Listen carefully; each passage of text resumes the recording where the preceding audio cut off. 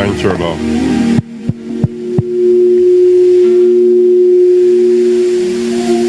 Well, why don't you lift your hands to the Most High God and begin to bless His holy name? Begin to worship Him, begin to adore Him. Give Him glory, give Him honor, give Him adoration.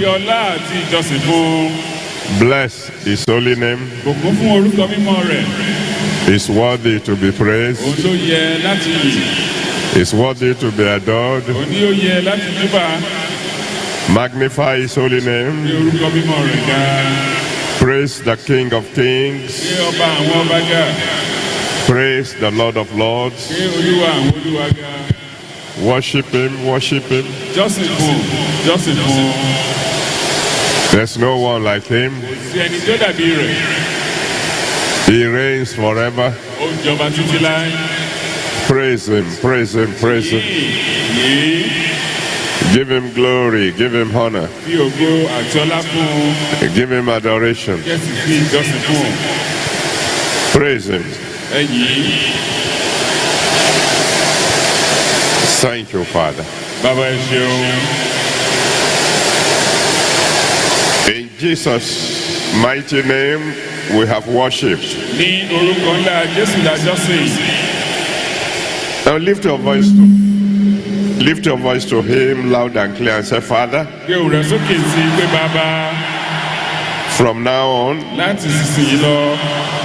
let hallelujah be permanent in my mouth. Go ahead, talk to the Almighty God. Father, from now on, let hallelujah be permanent in my mouth.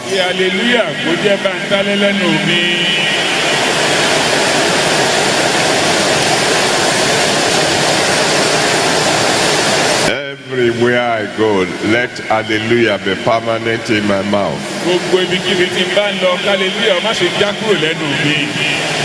Every day, every night, all the days of my life, Father, let hallelujah be permanent in my mouth.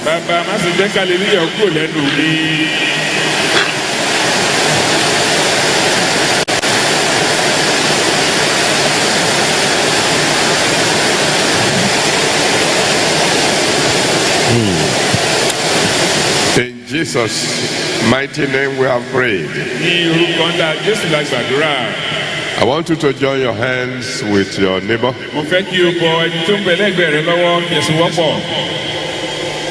And then pray this prayer. And say, Father, please fill the mouth of my neighbor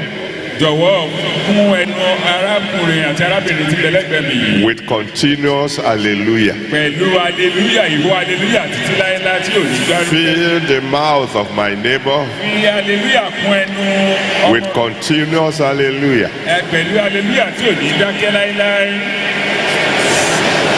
Fill his mouth with continuous hallelujah, O Lord. Fill his mouth with continuous hallelujah, O Lord.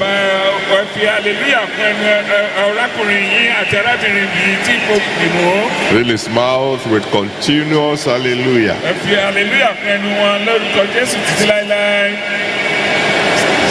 Thank you, Father. In Jesus' mighty name we have prayed. We give you all the glory. We give you honor. We give you all the glory. We give you honor. Amen. All the glory. We give you honor. We give you all the glory. We give you honor. Amen. We give you all the glory.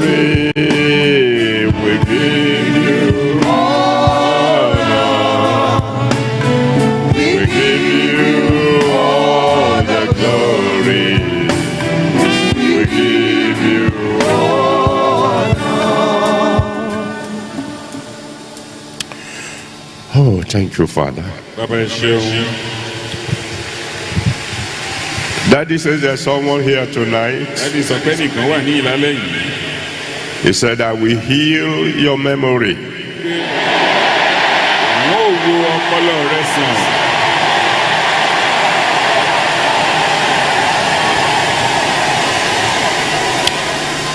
Thank you, Almighty. Bàbá ẹ ṣeun. The Lord said there's someone here tonight. Olúwa sọ pé nìkan wà lálẹ́ yìí níhìn-ín.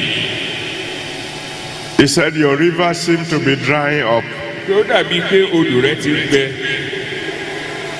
He said, I will give you another spring. Ó ní òun ò fún ọ ní orísun tuntun.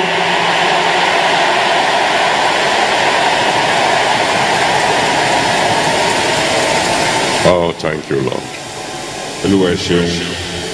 Daddy said there's someone here tonight Láti sọ pé nìkan wà ní ìlálẹ́ yìí. that your testimony will be, Pé ẹ̀rí rẹ yóò jẹ́. this convention was meant for me. Wípé torí tèmi la ṣe ṣe àjọ̀dún ọdún yìí.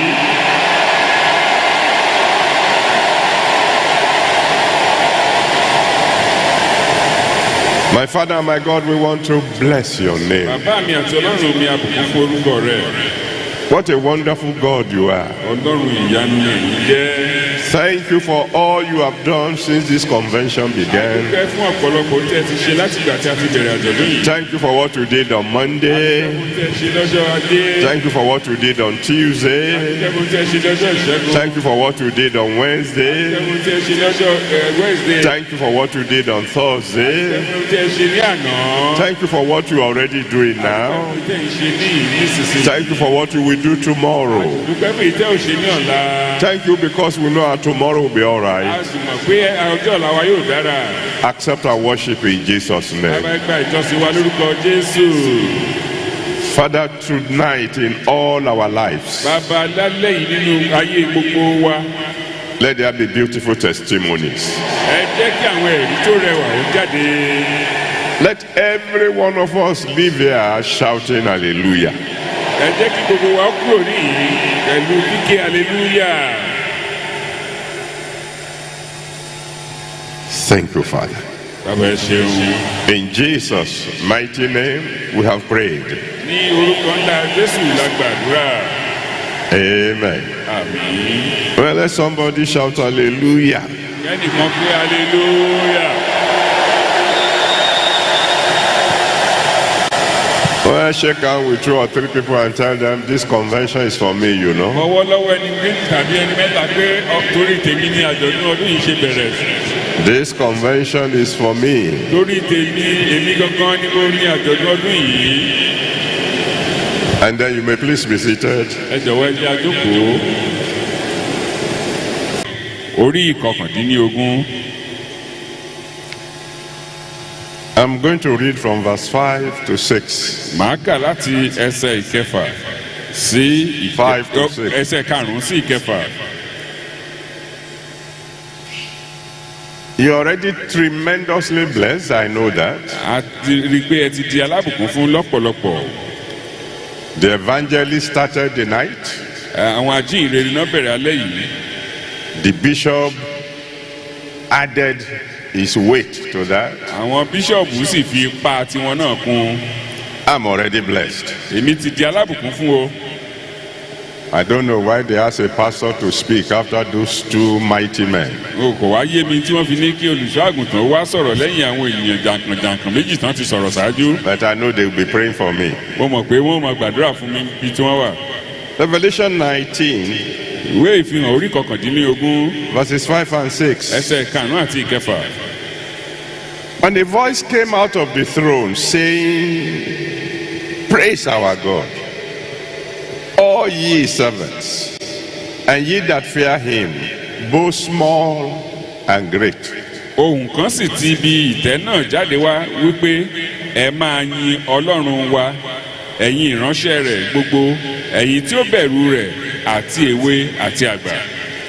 And I heard, as it were, the voice of a great multitude, and as the voice of many waters, and as the voice of mighty thunderings, saying, Hallelujah, for the Lord God omnipotent reigneth. mo sì gbọ́ bí ẹni pé ohùn ọ̀pọ̀lọpọ̀ ènìyàn àti bí ìró omi púpọ̀ àti bí ìró àrá ńláńlá ń wí pé hallelujah nítorí olúwa ọlọ́run wa olódùmarè ń jọba.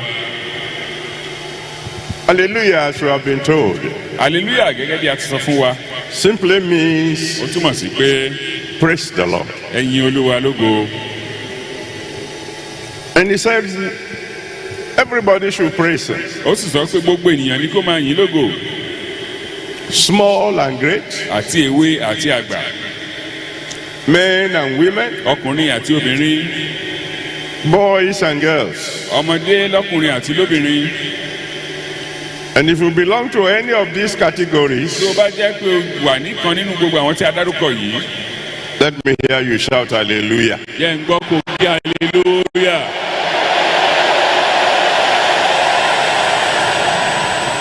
Now, in any congregation, ní àjọ àwọn ènìyàn gbogbo, there will always be three categories of people. àwọn ikọ̀ ènìyàn mẹ́ta ní òmò ọbẹ̀. There will be those who have just lost a battle. àwọn kan wà tí wọ́n jẹ́ pé wọ́n ṣẹ̀ṣẹ̀ pàdánù ogun ni. Then there will be those who are in the midst of a terrific battle. àwọn kan sì wà tó jẹ́ pé wọ́n ń bẹ lójú iná ogun jíjà. And then, of course, there will be those who have just won a battle. àwọn míì sì àwọn kan sì tún wà tó jẹ́ pé wọ́n ṣẹ̀ṣẹ̀ jagun ṣẹ́gun ni. And yet, síbẹ̀ Psalm 47 verse 1 orin dáfídì orí kẹtàdínní àádọ́ta ẹsẹ̀ ìkíní. Psalm 47 verse 1 orin dáfídì orí kẹtàdínní àádọ́ta ẹsẹ̀ ìkíní. ó says, wípé clap your hands, all ye people, ẹ pàtẹ́wọ́ yín gbogbo ènìyàn, and shout unto God with the voice of triumph. kí ẹ sì kó ìhó ìṣẹ́gun sí ọlọ́run wa.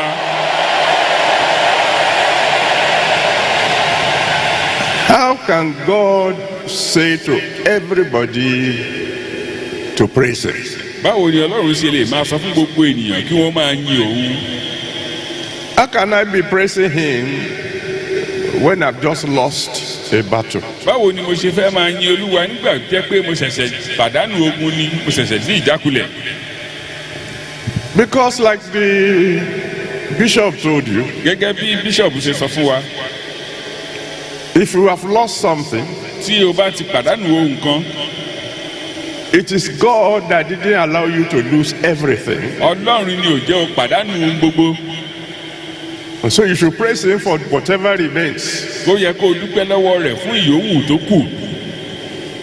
But the major reason why those who have just lost a battle should praise God ṣùgbọ́n ìdí pàtàkì tó yẹ kí àwọn tí wọ́n ṣẹ̀ṣẹ̀ pàdánù ogun kí wọ́n ó fi yin ọlọ́run is that when there is life, there is hope. òun náà ni wípé bá òkú ìṣe òtán.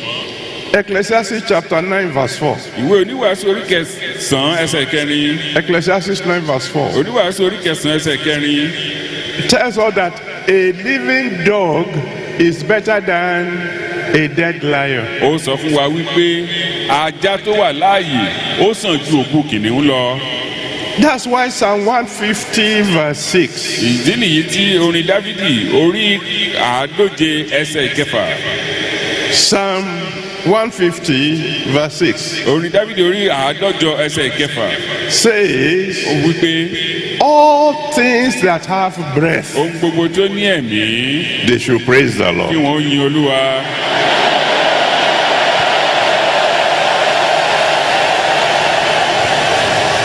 If you are still breathing, tó o bá sì mí you should be praising God. ó yẹ kó o máa yin ọlọ́run ni. Because nítorí pé as long as there is life, nítorí pé níwọ̀n ìgbà tí ẹ̀mí rẹ̀ sì wà, tomorrow can still be all right. ọjọ́ ọ̀la sì máa dára.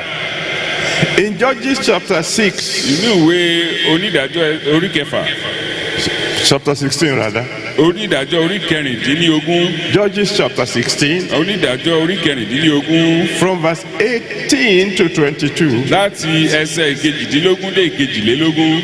Judges 16, 18 to 22. Onídàájọ́ orí kẹrìndínlógún ẹsẹ̀ ìkejìdínlógún dé ìkejìlélógún. Samson has just lost a big battle. Samsoni ṣẹ̀ṣẹ̀ pàdánù ogun ńlá kan ni. Delilah has shaved off his head, Dẹ̀lílà ti fa irun orí ẹ̀. handed him over to the enemy. Wọ́n sì gbé e fún àwọn ọ̀tá. They bound him. Wọ́n dè é. They plucked out his eyes. Wọ́n yọ ojú ẹ̀ méjèèjì. And they were leading him down to prison. Wọ́n sì mú un lọ sí ọgbà ẹ̀wọ̀n. But the Bible Wọ́n says Bíbélì wí pé his hair began to grow again. pé irun rẹ̀ bẹ̀rẹ̀ sí ní hù padà. As long as you are not yet dead, Níwọ̀n ìgbà tí ò bá ì tí ì di òkú, there is hope for you. ìrètí ń bẹ fún ọ. No matter how terrible your situation may be, Kò ní fi ṣe bí ipò rẹ̀ ṣe tó, bó ṣe burú tó. it can be worse than that of Job. Kò lè burú ju ti Jóòbù lọ.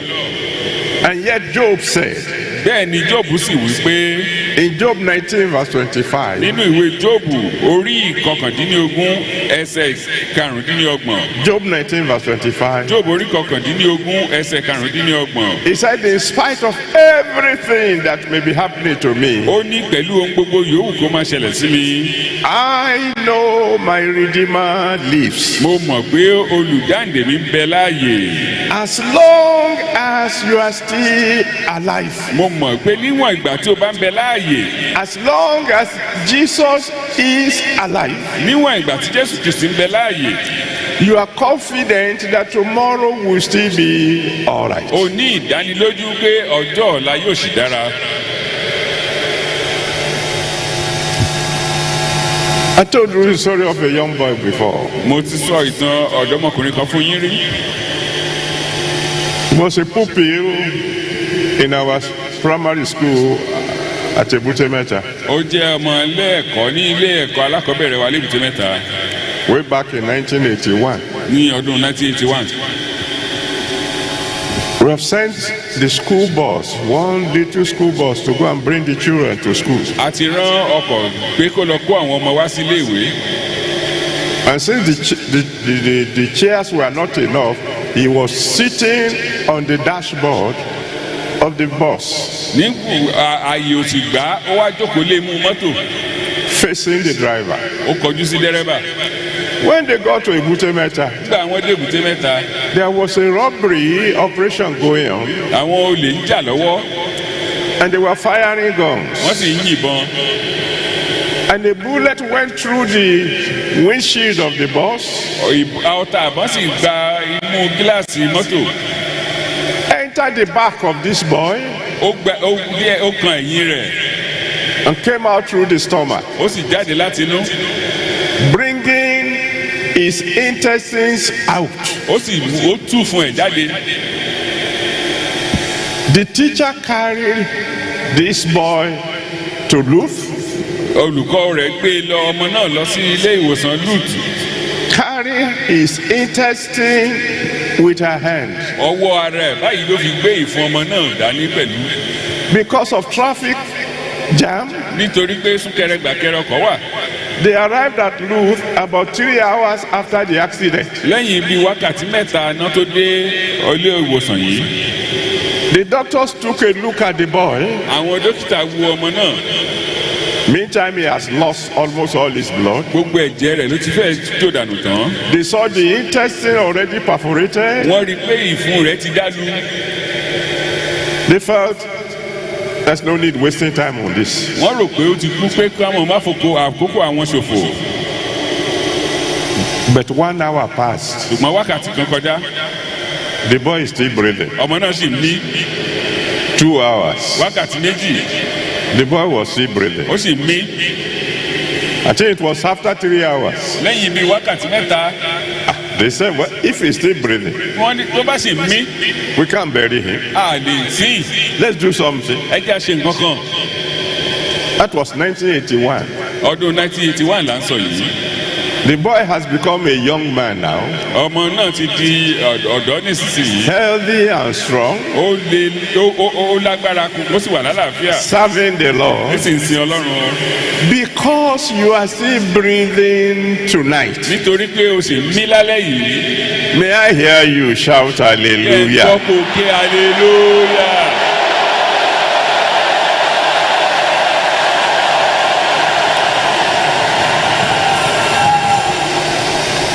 Number two, èkejì, you have those who are in the midst of a battle. a rí àwọn tí ń bẹ láàrin gbogbo ogun ayé wọn. Thank you, Father. bàbá ẹ ṣeun. I made a request in my prayer room this afternoon. mo béèrè ìbéèrè mo tọrọ nǹkan kan lọ́wọ́ ọlọ́run nínú yàrá tí mo ti ń gbàdúrà lọ́sàn-án yìí. I said to mark our 65th anniversary, mo ní pé láti ṣe àjọyọ̀ àjọ̀dún ọdún karùndínláàádọ́rin. I want Daddy to help me heal 65,000 people tonight. mo ní kí bàbá bá mi wo ẹgbẹ̀rún lọ́nà márùndínláàádọ́rin yìí kó bá mi wò wọ́n sàn. I didn't get an answer then, kò dá mi lóhùn nígbà yẹn.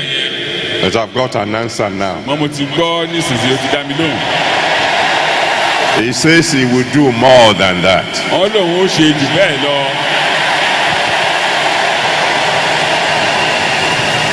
So get ready. Don't wait till we finish. Just get ready to receive your healing now. nítorí náà ẹ má ṣe dúró dìgbà tí a bá parí ẹ máa gbáradì nísinsìnyí láti gba ìwòsàn tiyín náà. Suppose I am in the midst of a battle. káwá tiẹ̀ sọ pé mo ń bẹ láyé ojúfò ogun ayé mi. And the battle is fierce. ogun náà sì le koko. How can I have time to be praising God? báwo ni mo ṣe fẹ́ wá ráàyè láti máa yin ọlọ́run. Thank God the bishop had already explained that to us. a dúpẹ́ pé bíṣọ̀bù ti ṣàlàyé eléyìí náà fún wa. He has made my job easy. wọ́n ti mú iṣẹ́ mi rọrùn. When you are fighting a battle you know you cannot win, nígbà wo bá dojú kọ ogun tó mọ̀ pé ò lè borí rẹ̀. the normal thing to do, the wisest thing to do, ohun tó mọ́gbọ́n wá tó yẹ kó o ṣe. is to look for someone who can help you win the battle ó ní pé kó o wá ẹni tó lè ràn ọ́ lọ́wọ́ kí wọn náà lè borí ogun náà. and beg him to come and help. kó o sì rọ̀ ọ́ pé kó darapọ̀ mọ́ ọ kó ràn ọ́ lọ́wọ́. In 2 Chronicles chapter 20, ní kúrónìkà kejì orí ogún from verse 1 to 25, bẹ̀rẹ̀ láti ẹsẹ̀ kìíní dé ìkarùndínlọ́gbọ̀n. 2 Chronicles 20, 1 to 25. kúrónìkà kejì orí ogún ẹsẹ̀ kìíní dé ìkarùndínlọ́gbọ̀n. The bishop told us, bíṣọ̀bù sọ fún wa as we read in the bí Bible, a ti kà nínú bíbélì. 3 mighty kings came against Jehoshaphat. àwọn ọba mẹ́ta tí wọ́n lágbára ni wọ́n wá dojúkọ Jehoṣáfátì. Just one of them is enough to wipe out Jehoshaphat. ẹyọ kan tilẹ̀ tó láti pa Jehoṣáfátì run.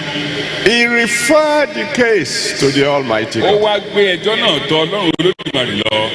And the Almighty God told him, ọlọ́run olódùmarè sì sọ fún un. all you need to do is praise me, ohun tó ní láti ṣe náà ni kó máa yìn mí.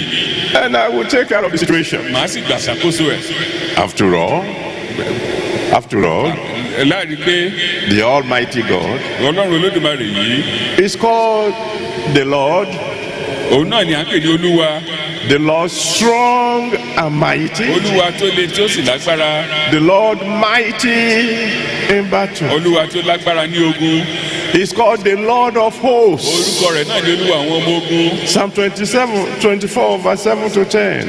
orin dáfídì orí kẹrìnlélógún ẹsẹ̀ keje sí kẹwàá. Psalm 24, 7 to 10. orin dáfídì orí kẹrìnlélógún ẹsẹ̀ keje sí kẹwàá. And the Bible bíbélì says, wípé If you will praise him, bí o bá máa yìn ín, if you will worship him in spirit and in tí o truth, bá máa jọ́sìn fún ní ẹ̀mí àti ní òtítọ́, he will draw near you. òun yóò súnmọ́ ọ. And when he draws near bí you, o bá súnmọ́ ọ wọ̀nyí, like I told you earlier on, bí mo ti sọ fún yín ṣáájú rí, even the moment he ní stands, kété tó bá tilẹ̀ ti dìde gìjà báyìí, his enemies will begin to scatter. àwọn ọ̀tá rẹ̀ wọ́n wá fẹsẹ̀fẹ́ ni. Are you fighting a battle that you know unless God helps you, you can't win? Àbí òun dojúkọ ogun tó jẹ́ pé o mọ̀ pé bí Ọlọ́run ò bá ràn ọ́ lọ́wọ́ kò sí bó ṣe lè borí. He says in Psalm 50 verse 23. Wọ́n wá sọ nínú orin Dávídì orin 50 ẹsẹ̀ kẹtàlélógún. Psalm 50 verse Orin 23. Dávídì orin 50 ẹsẹ̀ kẹtàlélógún. He said, whosoever offers praise glorifies me. Ẹnikẹ́ni tí ó bá ń yìn mí, ó ń ṣe mí lógo ni. And whoever orders his conversation aright, Ẹnikẹ́ni tí ó bá sì tọ́ ìsọ̀rọ̀ sí rẹ̀, I will show him the salvation of God. òmí ò fi ìgbàlà Ọlọ́run hàn án. If you are fighting a battle right now, Tí o bá ń ja ogun kankan nísinsìnyí, and you want to win before the sun tí o rises, bá sì fẹ́ borí kí ilẹ̀ ọ̀la ó tó mọ́. let me hear you shout hallelujah. Hallelujah.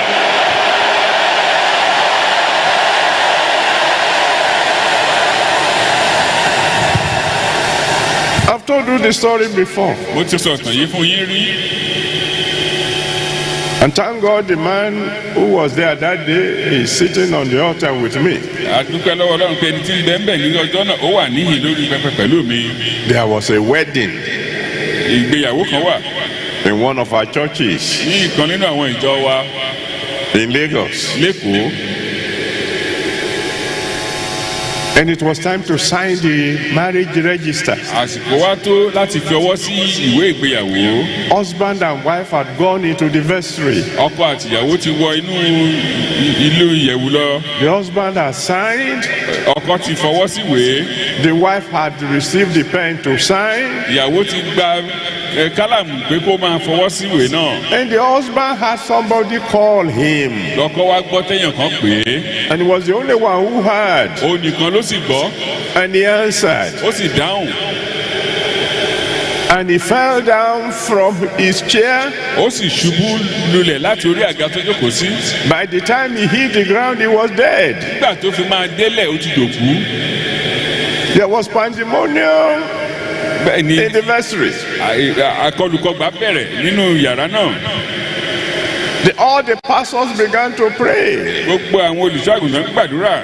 They prayed in tongues, they prayed with understanding. Wọ́n gbàdúrà pẹ̀lú èdè àti pẹ̀lú ọpọlọ wọn, òye wọn. The bridegroom got colder. Bẹ́ẹ̀ sì ni ọkọ ìyàwó bẹ̀rẹ̀ sí tutù sí i. After about 30 minutes, Lẹ́yìn bí 30 ìṣẹ́jú, the senior pastor there remembered olùṣọ́ àgùntàn tó wà níbẹ̀ tó jẹ́ ọ̀gá jùlọ ó rántí. that I have said before, Pé mo ti sọ rí ìgbà kan, if prayer fails, tí àdúrà bá kùnà, try praise. dán ìyìn wo. So he told the people, he told the pastors, Ó sọ fún àwọn àlùfáà tí ń bẹ pẹ̀lú rẹ̀. stop praying. Ẹ má gbàdúrà mọ́. Begin to praise Ẹ God. jẹ́ a máa yin Ọlọ́run.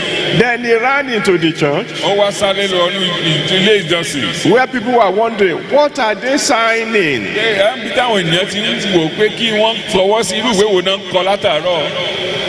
And told them, keep on singing, keep on Ó singing. wá ní ẹ bẹ̀rẹ̀ sí ní máa yin Ọlọ́run kí ẹ máa kọrin. We will join you soon. A ò ní pẹ́ parí wá bá yín. Then he dashed back into the vestry Ó tún wá jó padà lọ sínú yàrá. and he joined the people praising Ó wá God. darapọ̀ mọ́ àwọn tí wọ́n yin Ọlọ́run yìí. You are the Almighty. Ìwọ ni Olódùmarè. You are the Lord of Ìwọ hosts. ni Olúwa àwọn ọmọ ogun. You have never lost a war. Ó pàdánù ogun rí. You are the Lion of the tribe of Judah. Kìnìún ẹ̀yà Júdà. You are the unchangeable changer. Ọlọ́run tí ò yí padà tí ń yí ohun gbogbo There padà. is no one like you. Sẹ́ni tí ó dàbí rẹ̀. As old as you Ó are, ti dàgbà tó. you have never known failure before. Ó kùnà rí. Suddenly, Lójijì.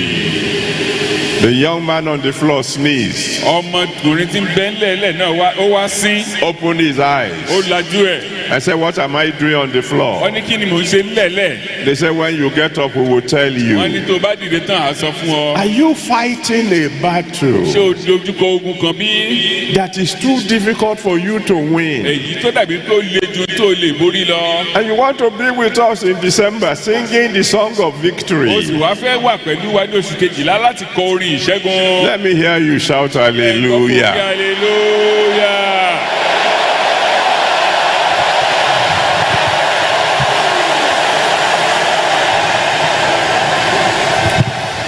And then the third group, àwọn ìpele kẹta,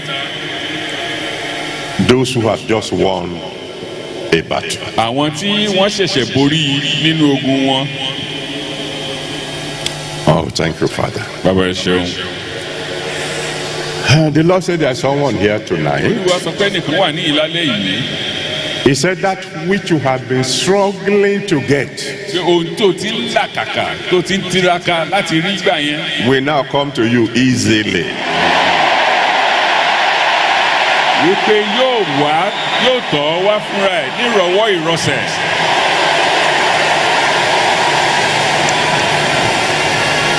Oh, thank you, Daddy. dáàdi ẹ ṣeun. The Lord said there's someone here tonight. olúwa sọ pé nìkan wà ní ìlálẹ́ yìí. He said those who are trying to hinder you from finishing your course. àwọn tí wọ́n ń tiraka láti dènà rẹ pé kó o má parí eré ìje rẹ. He said because of you, pé nítorí tiẹ̀ I will finish them. pé màá yanjú wọn.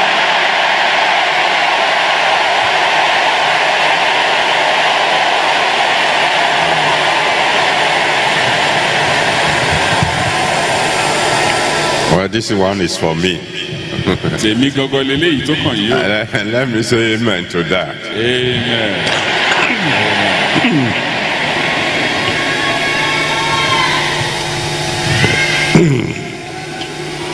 Daddy said there's someone here tonight. dáàdi sọ pé èèyàn kan wà ní ìlálẹ́ yìí.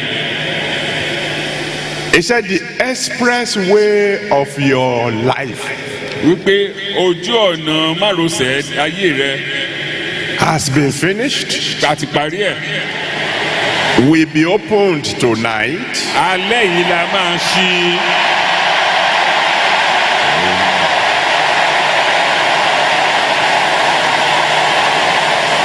And that from now on, àti pé láti ìsinsìnyí lọ.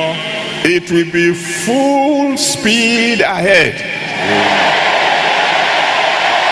eré tètè pẹ̀lú láì rọsẹ̀ òní ìwà máa sá.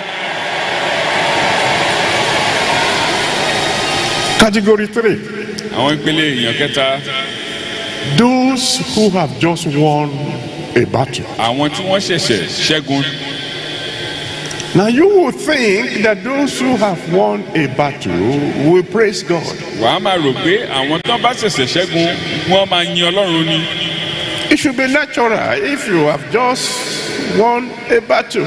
bẹ́ẹ̀ ló yẹ kó rí tó bá jẹ́ pé o ṣẹ̀ṣẹ̀ ṣẹ́gun ni. I mean, Exodus 15, ní ìwé ẹ́kísódù orí kẹẹ̀ẹ́dógún verse 1 to 11. ẹsẹ̀ kìíní sí ìkọkànlá. Exodus 15, verse 1 to 11. ẹ́kísódù orí kẹẹ̀ẹ́dógún ẹsẹ̀ kìíní sí ìkọkànlá.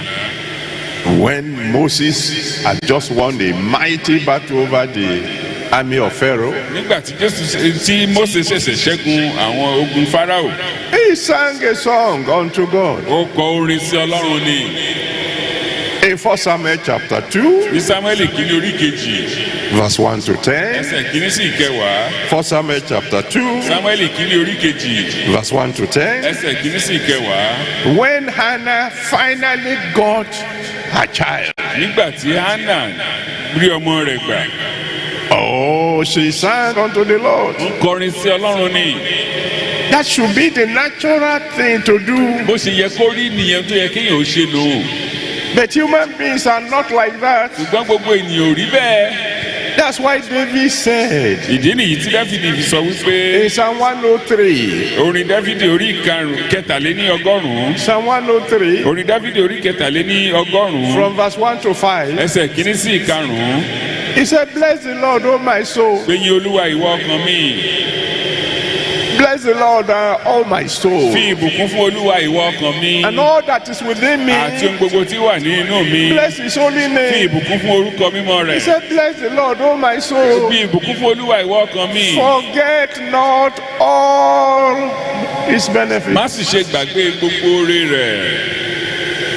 Because he knows, hey, if I don't tell my soul, it will forget to bless the Lord. nítorí ó mọ̀ pé tí òun ò bá sọ fún olúwa ọkàn òun ó lè gbàgbé àti yin olúwa. Human nature prefers to remember bad things. ẹ̀ṣẹ̀dá ènìyàn ó gbà láti máa rántí ohun tí ò dáa.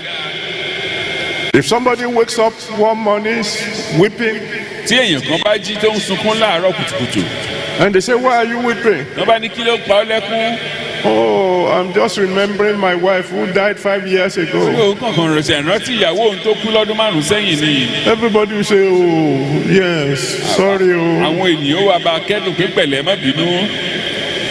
But if somebody wakes up one morning ṣùgbọ́n téèyàn kan bá jí láàárọ̀ kùtùkùtù and begin to shout and praise God, tó bá ń kọrin tó ń jó tó ń yin ọlọ́run. and they say, sir, what's happening? wọ́n bá ní kí ló ń ṣẹlẹ̀ kí ní dùnú rẹ. I'm just remembering that God gave me a miracle 2 years ago. pé mo kàn rántí pé ọlọ́run ṣeṣẹ́ ìyanu kan fún mi lọ́dún 2 sẹ́yìn ni. That's why you are still dancing. wọ́n ní ló sì ń dùn ọ̀nù ẹ̀ tó ń pa ọ́ níjó. And they say, we better take this fellow to the psychiatric hospital. wọ́n á ní ó yẹ kí ayẹkùnrin ẹni yìí wò fún àrùn ọpọlọ. Human beings don't want to remember good things. ọmọ ènìyàn yìí fẹ́ rántí ohun tó dára. They prefer sad things to remember. ó wú wọn lórí kí wọ́n máa rántí ohun tí ń bani nínú jẹ́. But I know that there is someone here tonight. ṣùgbọ́n mo mọ̀ pé nìkan bẹ níyìí lálẹ́ yìí. Even as the bishop had prophesied, gẹ́gẹ́ bí bíṣọ̀bù ṣe sọ tẹ́lẹ̀. from now on, láti ìsinsìnyí lọ. you will wear a garment of praise. aṣọ ìyìn ni wàá fi máa wọ̀.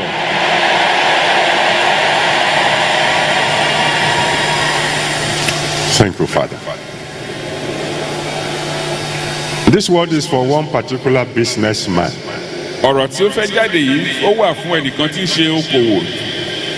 Your business had practically crumbled. ó dàbí pé okòwò náà ti dojúbolẹ̀. Absolutely dead. ó ti kú fínfín. The Lord asked me to tell you, whoever you are, ọlọ́run ní sọ fún ẹni yòówù kó jẹ́. Lazarus will rise again. amen. Lásárù yóò tún jí padà. Human beings don't want to praise God for battles they have won. àwọn ọmọ ènìyàn yìí fẹ́ dúpẹ́ lọ́wọ́ ọlọ́run fún ogun tí wọ́n ti borí. And it is sad ó sì bani nínú jẹ́ gidigidi. because they seem to forget that life is a series of battles. ó dàbí pé kò yé wọn tàbí wọ́n ti gbàgbé wípé ilé ayé ogun ni. You win one victory, ó borí ìkan get ready for another. gbáradì fún mi.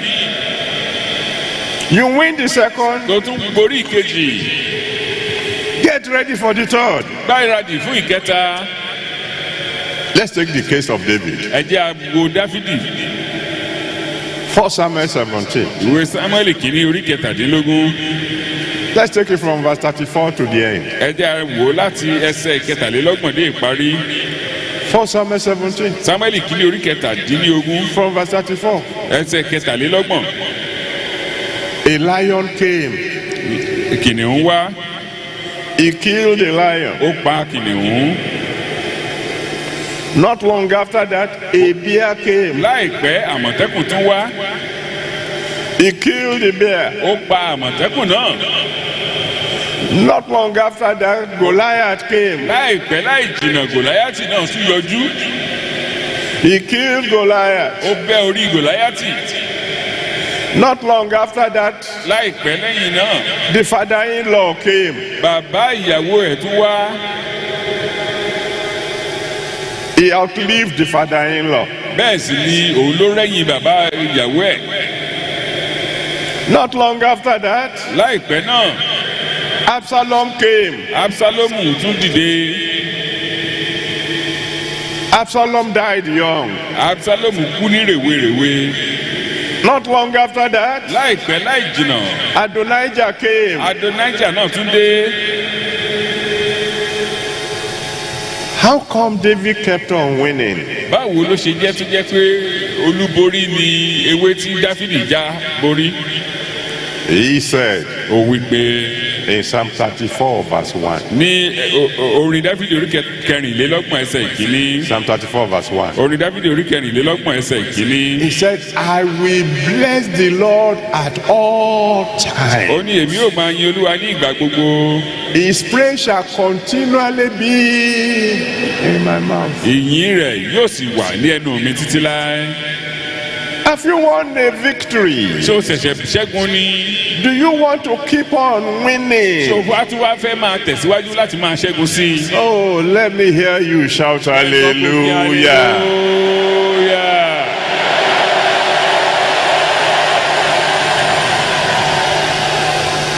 I can tell you stories. Mo lè máa sọ oríṣiríṣi ìtàn fún yín. I don't want to waste your time N ò fẹ́ fàkókò yín ṣòfò. because there are some things God wants to do. Torí àwọn ọ̀pọ̀lọpọ̀ wà tọ́lọ́run fẹ́ ṣe lálẹ́ yìí. Anyone Ẹnikẹ́ni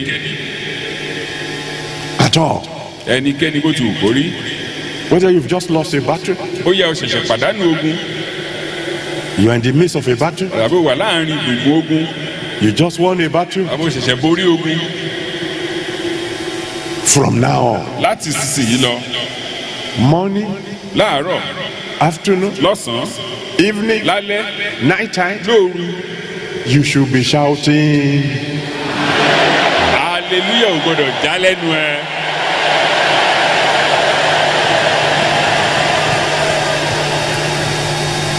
I'm going to give you an opportunity to shout hallelujah a couple of times. Màá fún yín ní àǹfààní láti kí hallelujah mú bí ìgbà mélòó.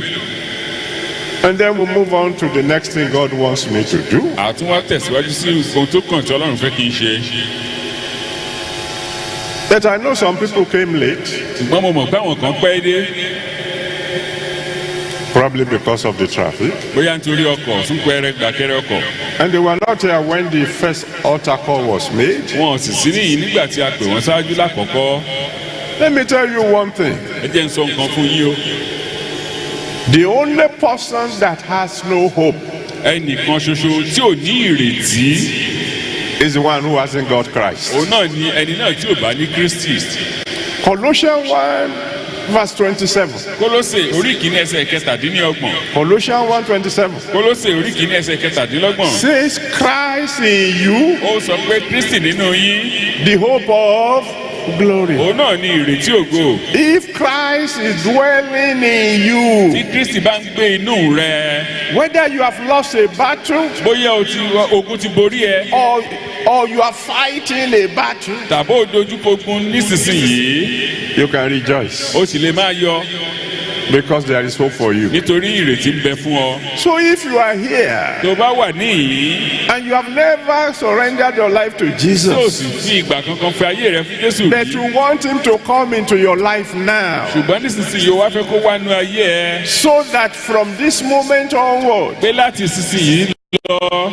whatever may be happening, Ohunkóhun yòówù kó máa you ṣẹlẹ̀. know that your tomorrow will be all right. O mọ̀ pé ọjọ́ ọ̀la rẹ yóò dára. I want you to come forward very, very quickly. Mo fẹ́ kó o sáré wá síwájú nísinsìnyí. Don't drag your feet Má fẹsẹ̀ wọ́lẹ̀. because we don't have time to waste Tora now. àti ẹ̀ ní àkókò láti fi ṣòfò rárá. Even though I'm going to count from 1 to 20, Bó tilẹ̀ jẹ́ pé orí ọ̀kan dé ogún ni mo máa ti kà á. considering how far away some of you are, Nítorí mo mọ̀ pé ó wà ní ọ̀nà jíjìn lẹ ti ń bọ̀. I will count fast. Màá yára kà á ní o. If you have already given your life to Jesus, Tó o bá ti fi ayé rẹ fún Jésù nígbà kan rí. particularly tonight, Lálẹ́ yìí, you don't need to come again. má padà wá mọ́. I'm just talking of the few of you who probably came late Mo ń sọ nípa èyí díẹ̀ tó jẹ́ pé ẹ pẹ́ dé ni o. and you want to give your life to Tó sì wá Jesus. fẹ́ fi ayé rẹ fún Jésù. Come now as I count. Ẹ máa bọ̀ nísinsìnyí bí mo ti ń kà á. 1. Ení, Thank you, Father. bàbá ẹ ṣeun. In Jesus' mighty name, we have prayed. Ní orúkọ ńlá Jésù la gbàdúrà.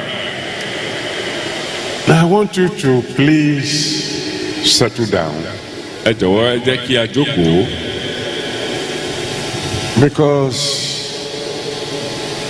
destinies are about to be changed now. nítorí àwọn àyànmọ́ kọ̀ọ̀kan fẹ́ yí padà nísinsìnyí. The Redeemed Christian Church of God, as you know, ìjọ ìràpadà Ọlọ́run gẹ́gẹ́ bí ẹ ti mọ̀ was started by my father in the Lord, bàbá mi nínú Olúwa ló bẹ̀rẹ̀ rẹ̀ who practically is an illiterate. ẹni tó jẹ́ pé wọn ò mọ̀ kọ mọ̀ kà. But God told him he will start a church through him. Ọlọ́run sọ fún wọn wípé òun ó bẹ̀rẹ̀ ìjọ kan pẹ̀lú nípasẹ̀ wọn That will go around the whole world. tí ó lọ káàkiri ayé. Now that doesn't make sense. ìyẹn ò dàbí kó bọ́ ó mọ́gbọ́n wá. You're starting a church through somebody who cannot read or write. òun bẹ̀rẹ̀ ìjọ látọ̀dọ̀ ẹni tí ó jẹ́ pé kò mọ̀ kọ mọ̀ kà. You say it will go around the world. àwa ni yóò lọ kárí ayé. But God is always true. ṣùgbọ́n Ọlọ́run jẹ́ olóòótọ́. Once he speaks, it is done. ní kété tó bá ti sọ̀rọ̀ ó ti di mímúṣẹ. Today, lónìí we are in more than 190 nations of the world. a wà nínú ìjọ àwọn orílẹ̀-èdè tí ìjọ yìí wà ó lé ní mẹ́wàá ó dín ní igba. A majority of things that happened to this church ọ̀pọ̀lọpọ̀ ohun tó ń ṣẹlẹ̀ nínú àwọn ìjọ wọ̀nyí came by divine revelation to my father in the Lord. nípa ìmísí àtòkè wá sí bàbá mi ní látọ̀dọ̀ Ọlọ́run náà fi mú wa di mímúṣẹ. For example, the name of the church fún àpẹẹrẹ orúkọ ìjọ yìí was given to him in a vision. nínú ìran ni a ti fi hàn wọ́n. God showed him a blackboard Ọlọ́run fi ohun ìkọ̀wé pátákó ìkọ̀wé hàn wọ́n. and told him to copy down what he sees. ó sì sọ pé kó kọ ohun tó rí yẹn lẹ̀. And what he saw, he wrote down. ohun tó rí ó kọ ọ́ lẹ̀. Remember, he couldn't speak English. ẹ rántí pé wọn ò gbóyìnbó. And the name orúkọ yẹn is an English name. ó sì jẹ́ orúkọ òyìnbó. The Redeemed Christian Church of God. ìjọ ìràpadà ti Ọlọ́run. Now,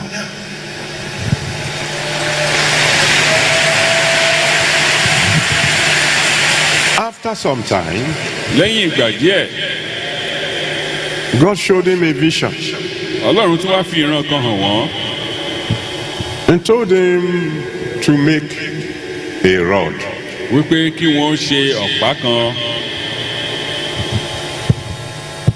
That the rod will be made of wood igi náà máa fi ṣe ọ̀pá náà. in a certain fashion, ní gẹ́gẹ́ bí Ọlọ́run ṣe ṣàkàwé rẹ̀ fún wọn. and he must hand over that rod to the one who will succeed him. ó sì ní láti gbé igi náà ọ̀pá náà lé ẹni tí yóò gbàṣẹ́ lọ́wọ́ wọn. He made the rod wọ́n ṣe igi náà and handed it over to me. wọ́n sì wá gbé ilé mi lọ́wọ́.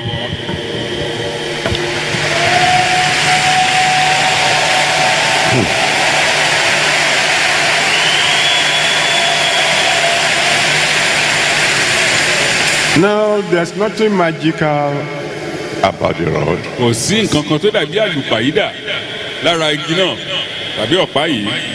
It's completely wood. igi lásán ni.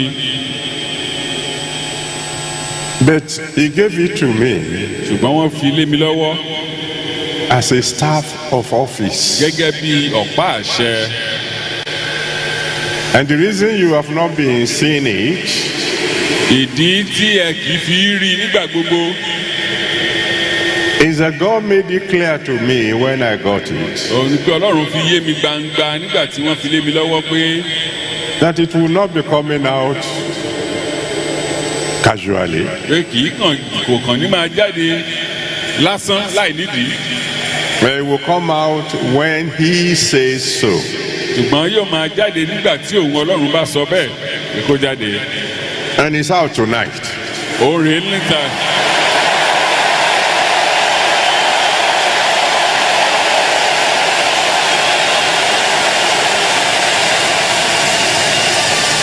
And it's going to be involved in the prayers you are about to pray. A ó sì lò ó nínú àdúrà tí ẹ fẹ́ gbà yìí. Please, if you think this is childish play, just don't pray, okay? Ó bá dùn pé erémọdé leléyìí, má gbàdúrà o. But he told me you're going to pray 3 prayers. Ṣùgbọ́n ó sọ fún mi pé kókó àdúrà mẹ́ta lẹ̀ gbà. He said when Moses got to the Red Sea, Pé nígbà tí Mósè dé etí òkun pupa, he told him to lift up the rod. ó ní pé kó gbé kó na ọ̀pá rẹ̀ sókè. And 3 things happened, Ohun mẹ́ta ọ̀tọ̀ọ̀tọ̀ ló ṣẹlẹ̀. which is going to happen in the life of someone here today. Èyí tó máa ṣẹlẹ̀ láyé ẹnìkan ní lálẹ́ yìí. I will tell you the first, Màá sọ tàkọ́kọ́ fún yín. then you will pray your first prayer. A ó gbàdúrà àkọ́kọ́. Then I will tell you the second, Màá sọ ìkejì. and you pray your second Màá prayer. tún gbàdúrà kejì náà. And then I will tell you the third, Màá wá sọ ìkẹta. and you pray your third prayer. Ẹ sì gba àdúrà kẹta. Then finally, before we depart tonight, Lákòótán ká tó wá pínyà lálẹ́ yìí. I'm going to raise it to anoint your handkerchiefs, Màá nà sókè láti fi àmì òróró yan àwọn aṣọ ìnujú yín. an handkerchief that you cannot give to your friend Aṣọ ìnujú tó lè fún ọ̀rẹ́ ẹ. because it's going to be very, very special. Nítorí yóò jẹ́ ohun tó ṣe pàtàkì. Now, the first time when Moses lifted up the rod, Ní ìgbà àkọ́kọ́ tí Mósè na ọ̀pá náà sókè, the wind of God blew. afẹ́fẹ́ Ọlọ́run ó fẹ́. The first time that the wind of God blew Ìgbà àkọ́kọ́ tí afẹ́fẹ́ Ọlọ́run máa fẹ́ in Genesis chapter 1 ní Genesis orí ìkíní. was when God spoke Ó ní nígbà tí Ọlọ́run sọ̀rọ̀ and said, "Let there be light," tó ní pé jẹ́ kí ìmọ́lẹ̀ kí ó wà. and there was light. Ìmọ́lẹ̀ sì wà. Another time that the wind of God blew, Ìgbà kejì tí afẹ́fẹ́ Ọlọ́run tún fẹ́, dry bones came back to life. òun náà ní pé àwọn egungun gbígbẹ wọ́n padà di ààyè. And I thank God for the testimony we had tonight Mo sì wá dúpẹ́ lọ́wọ́ Ọlọ́run fún ẹ̀rí tá a gbọ́ lálẹ́ yìí. of the lady all the way from America Tí obìnrin tó wá láti ìlú Amẹ́ríkà on 12 different kinds of tó drugs. jẹ́ pé oríṣi oògùn bíi 12 ló ń lò lójúmọ́. But she came here, Wọ́n wá sí yìí, the wind blew, afẹ́fẹ́ fẹ́, and the irreversible was reversed. ohun tí ò yí padà ó sì yí padà. Stand on your feet. Ẹ dìde lórí ẹsẹ̀ yìí. I'm going to leave the rod. Màá gbé ọ̀pá náà sókè.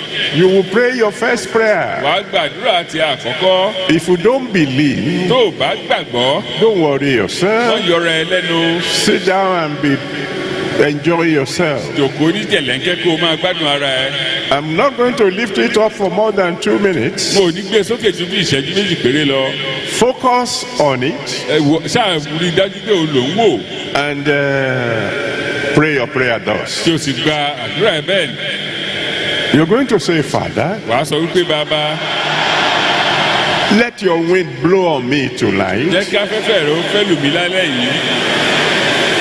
Where there was darkness in my life, Ibikíbi tí òkùnkùn bá ń bẹ nínú ayé mi, let there be light kí ìmọ́lẹ̀ rẹ kí ó tàn bẹ́ẹ̀. and reverse the irreversible. Kó o sì yí ohun gbogbo tí ò ṣe yí padà kó o yí wọn padà. Go ahead.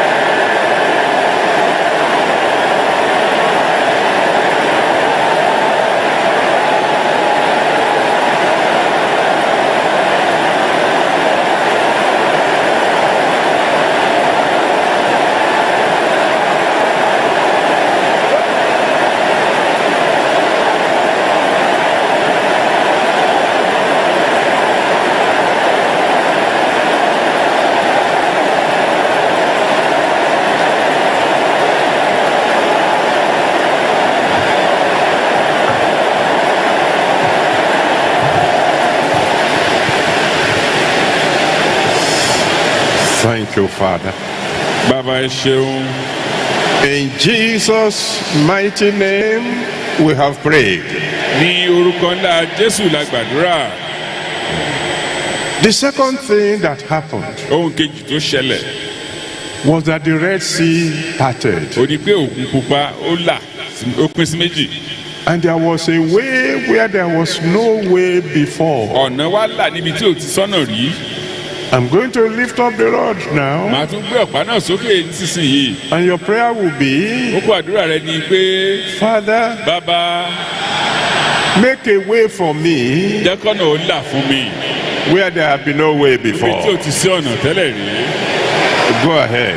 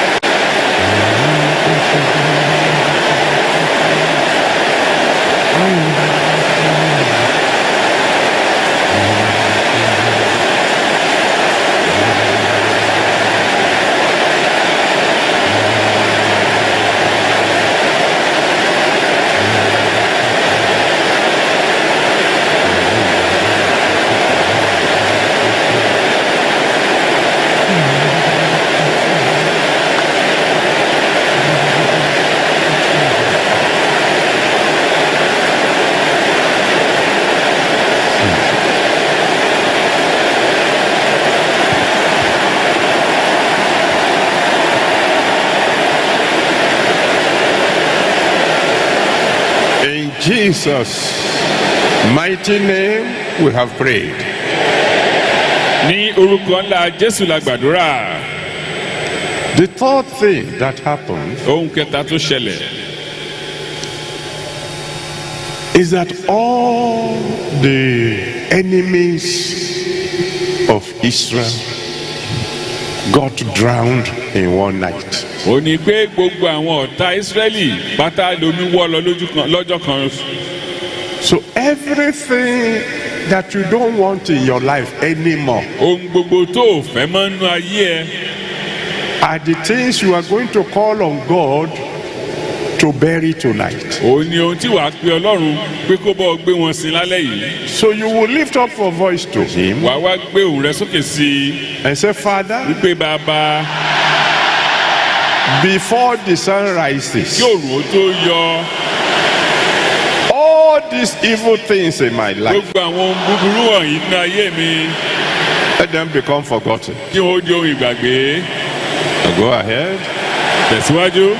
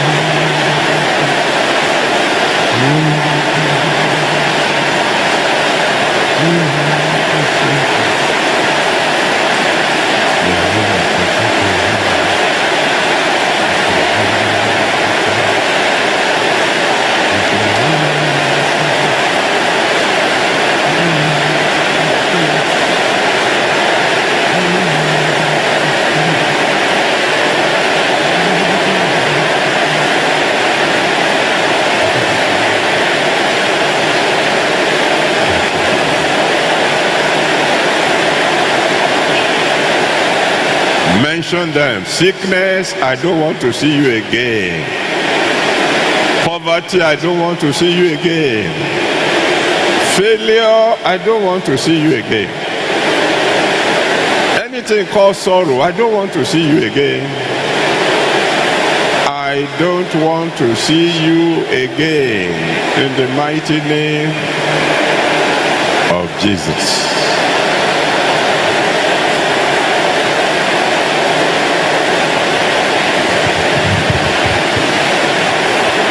Amen. Àmín.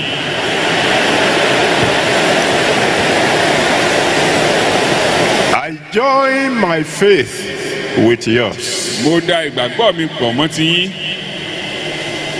Tonight, lálẹ́ yìí the wind of God will blow on you. afẹ́fẹ́ ọlọ́run yóò fẹ́ lù yín. Where there was darkness, there will be light. níbi tí òkùnkùn gbé wà tẹ́lẹ̀ rí ìmọ́lẹ̀ yóò máa wà ń bẹ̀. Your dry bones will live again. egungun gbígbẹ rẹ yóò tún padà yé. Everything considered irreversible shall be reversed. ohun gbogbo tá a rò pé ò ṣeé yí padà pátápátá lọ́lọ́run á yí wọn padà. And God will make a way for you. ọlọ́run ó sì lànà fún ọ.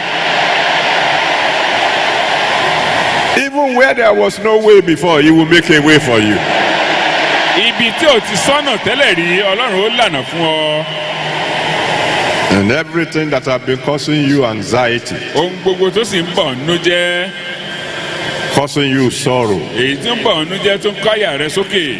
sickness, àìsàn ni failure, ìjákulẹ̀ ni poverty, àìríná ni barrenness, ìyàgàn ni. they shall be buried tonight. lónìí la ó gbé wọn sí.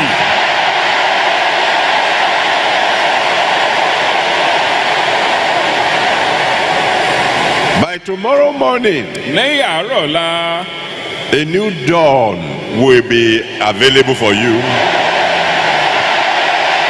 ojúmọ́ ọ̀tun ló máa mọ́ ọ. So shall it be. bẹ́ẹ̀ ló máa rí.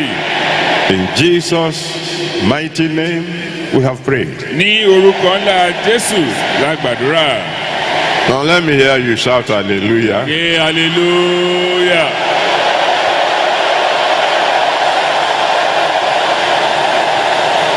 Now let's be seated. ẹ jẹ́ a jókòó.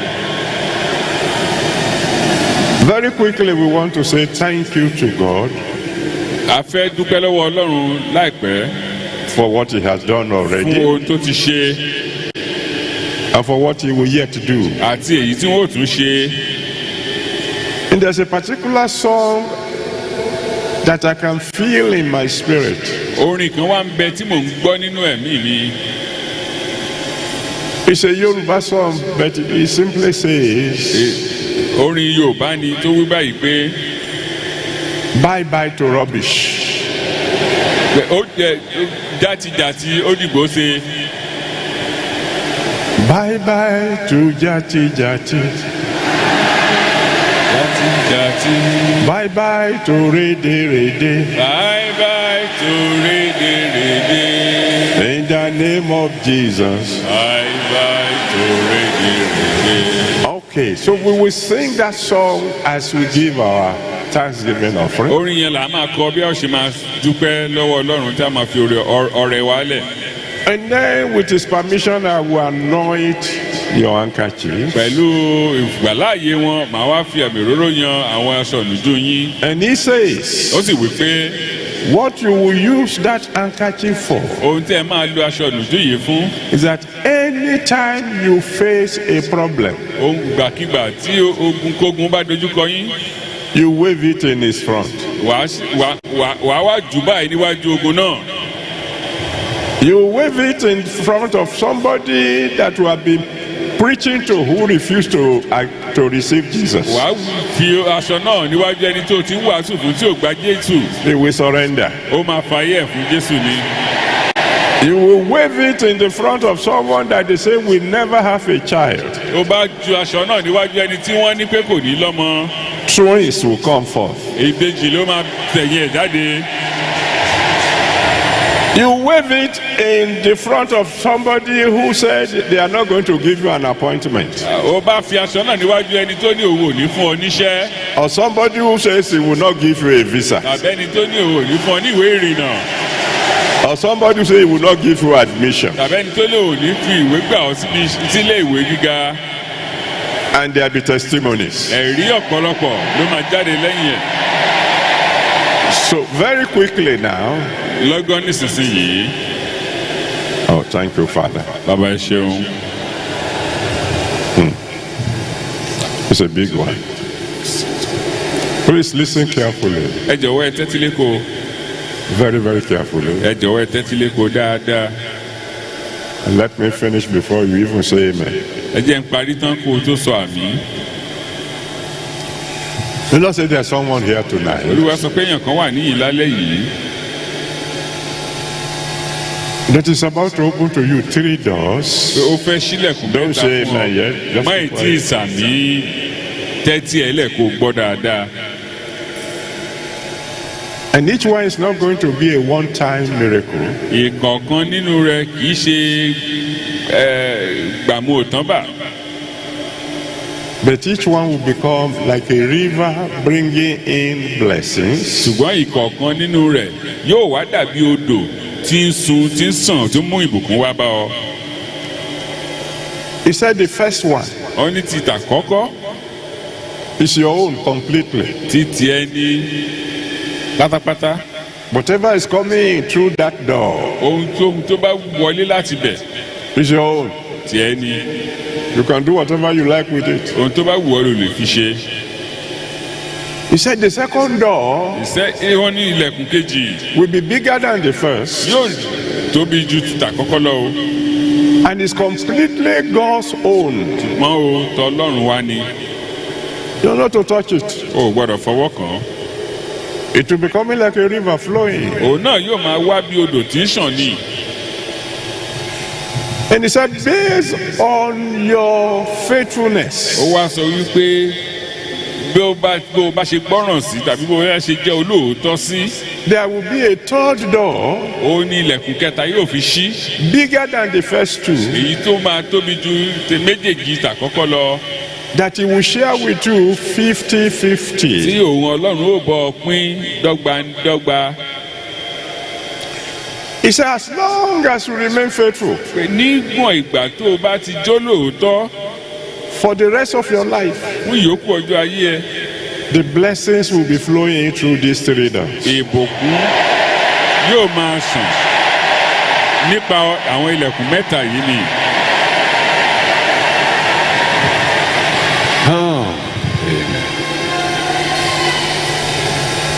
And then there is this other big one. eléyìí tó tún tóbi yìí tí wọ́n wà ń bẹ̀ o. And this one surely is for me. eléyìí o ti tèmi ni. Because he said there's someone here tonight. nítorí ó ní pé èèyàn kan wà ní ìlálẹ́ yìí Before the end of this month, kóṣù yìí tó parí you will hear an exceedingly great news. wàá gbọ́ ìròyìn ayọ̀ èyí tó tóbi dáadáa.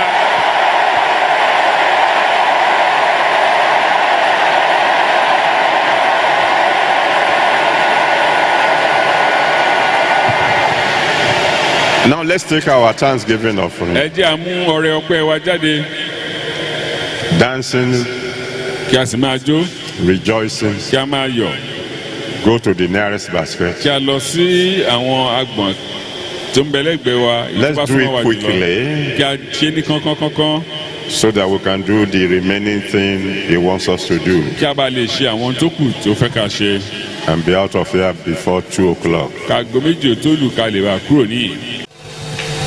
Hallelujah. hallelujah. Now you lift up your handkerchiefs now. ẹ wá gbé aṣọ dúdú yín sókè nísinsìnyí. Take good care of this one. ẹ tọ́jú ẹ̀ dáadáa. And I want you just to shout hallelujah as I pray. kí máa gbé ọ̀pá náà sókè ẹ ṣáà máa kí hallelujah Until I stop. títí màá fi dúró dákẹ́. You can begin now. hallelujah.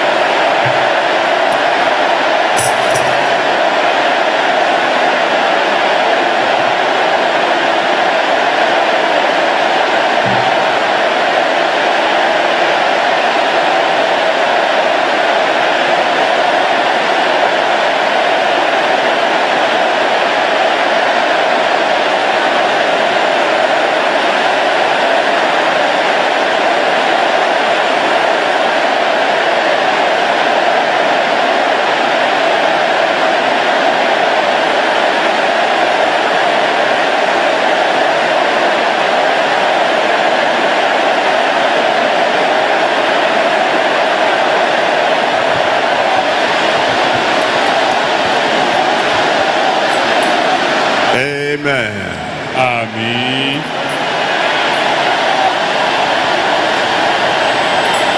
Amen. Àmín. From now on, Láti òní lọ, when you wave this handkerchief, nígbàkúgbà tí o bá ju aṣọ ìnùjú yìí, the wind of God will blow. afẹ́fẹ́ Ọlọ́run á fẹ́.